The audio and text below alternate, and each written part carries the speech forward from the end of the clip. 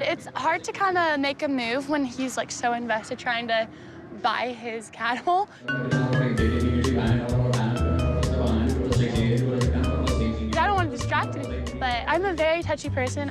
I know he's not, but I'm kind of pushing my boundaries as much as I can. $15.99.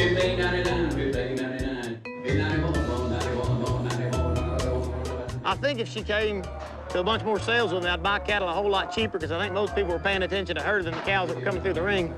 I know I saved a couple $100 on some cows here and there. So, you know, it's checks and balances. It's on the teeter-totter scale.